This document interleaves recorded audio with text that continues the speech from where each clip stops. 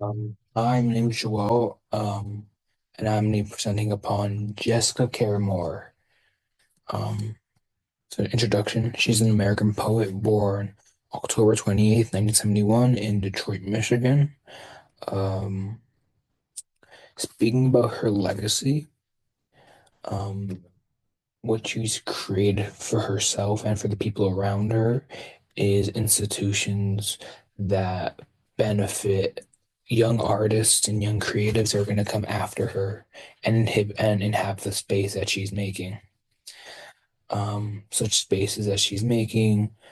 She's the CEO of More Black Press, which I'll talk about more later. She's the executive producer of Black Women Rock, and she's the founder of the JCM, Jessica Care Moore Foundation. Um, Her contributions to pop culture, um, and hip hop include many of her songs and poems are sampled by other artists like NAS, Jeezy, and Talib Kweli. Their albums, Doors, uh, Churn in the Streets, and Attack the Black mixtape. Um, in terms of her activism and Black identity in our society, she, throughout the years, has been a powerful activist. And she explores themes of being Black and the Black identity and her personal experiences with it concerning the currents and past political climate of the United States and how that affects her and how she lives and how she operates throughout her life. She is also closely related to the NAACP, and she's fought for the AIDS epidemic, well, fought for the individual suffering because of the AIDS epidemic, and she performed for the UN 2 years consecutively for the in contribution to the AIDS epidemic. And for her first point is her importance, about her activism within art. Um, She, for her entire life, has used her activism and her art, whether that be her publishing books or her music or her literal physical art that she's created. She's always used art as a avenue to advocate for marginalized and disenfranchised communities.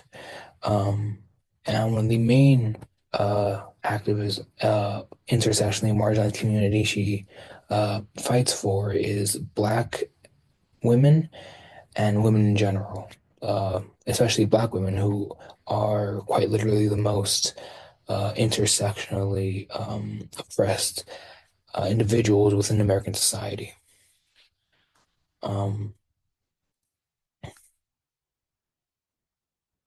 in terms of her social justice activism, what through her work and through her poems and music and her foundations, she mainly uplifts and advocates for Black voices and the Black community, and really shines a light on how important and impactful they are to society and how they very much deserve um, to be on the equal playing field as everyone else. Her impact on American society, her social impact on American society. She's created a number of long-lasting or foundations, such as the MBP, the More Black Press, which is was founded in 1997, and it celebrates and uplifts Black culture and emerging Black artists, which in the current time in our country where um, these uh, BIPOC, especially Black individuals in our society, are so disenfranchised. They don't have the same type of resources and same type of spaces where they can really spread their wings and release their art to the masses. Um, the purposes of More Black Press is, like I said, to help these disenfranchised Black artists really get a voice, and especially uplifts multidisciplinary poets, artists, and creatives by allowing them to be publicized in a space and in a time, and maybe if they're in a position where they wouldn't normally be published because they're not well known, but um, because of the mission of More Black Press, which is to uplift a radical Black imagination and ingenuity, um, because of its message of that, it really opens doors to new and fresh talents and voices which contribute and help our society. And her influence in uh, American literature, um, through her foundation, she uplifts voices, um, and these uplifted voices help shape and help progress current day American literature. And her unique voice and her unique style opens doors for many people. Her work being a blend of art, poetry, performances, collections, music, and personal experiences all meld into a very unique way in which she expresses her ideas and her wants and needs and what she's thinking. Um, And because she is known as such a grand multidisciplinary artist, it really allows for more people who are looking up to her, who are exploring these spaces, to see someone in her position who's explored all these avenues of creativity and ingenuity and realizing that this is possible. She serves as a role model to show other young Black individuals who are pursuing literature or art that it is possible. And in this way, she helps a future generation of individuals going into literature and ergo helping shape the future of American literature. And this is just a interview with her. I'm a full-time poet and playwright, multimedia artist, and I'm a producer. I produce a really large concert called Black Women Rock. I've been producing that since 2004. Write from your heart and tell the truth. That's the first thing. And then you have to read. And you have to read people outside of yourself. You have to read every writer you can get your hands on. You have to read fiction, read nonfiction, read memoir, read the newspaper, magazines. You have to read in order to be a good writer, in order to write a good poem, a poem that hasn't been written like any other poem that's ever been written. Because you're always trying to outdo yourself.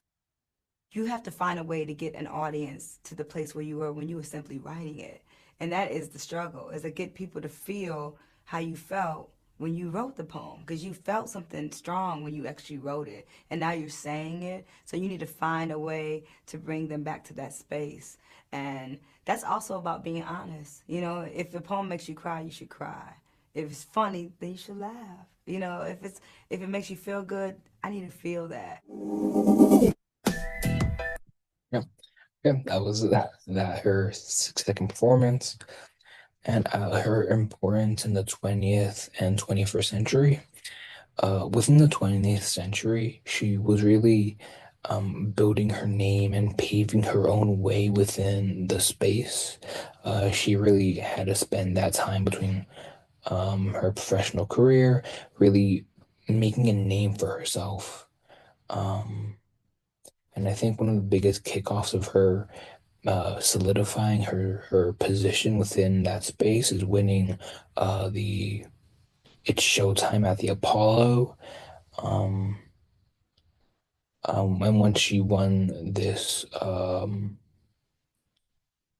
prize, it really skyrocketed her name into the space, and especially allowed her in 1987 to build the More Black Press, uh, which is which fuels and contributes to Black literature. Um,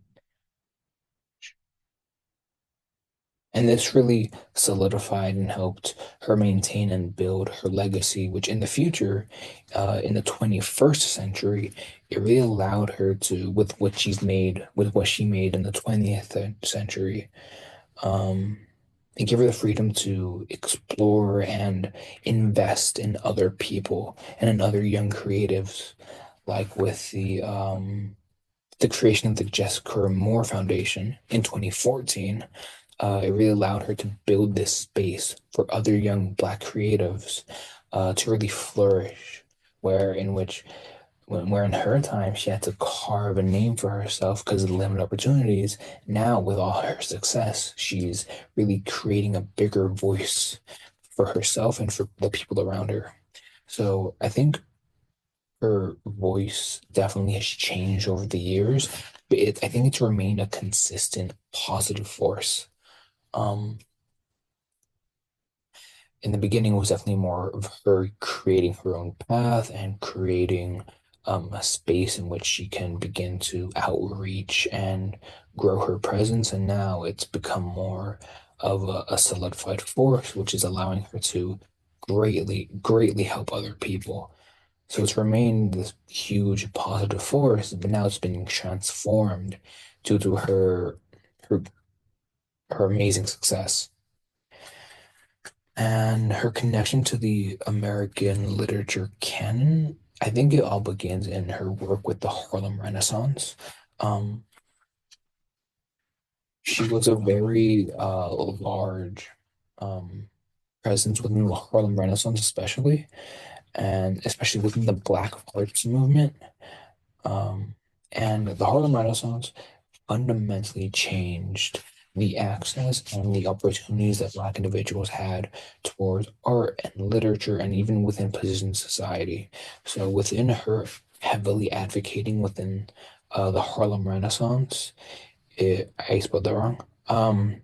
This this constant fight during the Harlem Renaissance, it really helped her create a bigger platform, and especially with the foundation she's created, a bigger platform for others to really get out there and put their work into the American Literature Society. Um,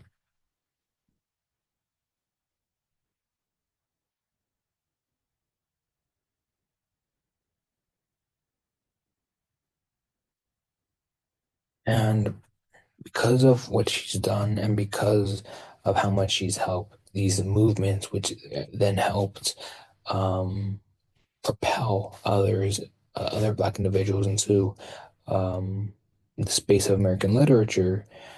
Um, I believe that her work and her social justice work, she's continued for what, over 50 years, I think. I think she's one of the biggest forces that within her actions, not her specifically and directly, but her actions directly led to changes in the foundation and structures of American literature through her constant advocacy and through her constant work to open the doors for others. And I think this her her advocacy within that space allowed others to push past and change the structure and what the definitions are of American literature. Changed the definition from being pretty much segregated by race, but being that American literature was held in such regard that only white writers had the privilege and the opportunities to write. And within her work and her advocacy, she created an opening and helped open doors where in which Black literature and Black art was now equally as valued and equally as accepted. And this, in turn, completely changed and transformed modern day American literature and American literature canon. Um, that is my presentation about Jessica Care Moore. I think she is one of the most influential forces um, in American literature and American art. Although she isn't really well known, like I didn't know about her until I began this class. It was just so unfortunate. I've had the opportunity and I've had the chance and the privilege to like learn more about her and even read some of her works. And within learning about her, I realized how influential a force she was in the foundations of uh, opening the doors of American literature and within the creation of new spaces and new opportunities for so many people. So I just had the privilege of really getting to learn who she is and presenting all this information to you. So thank you for listening.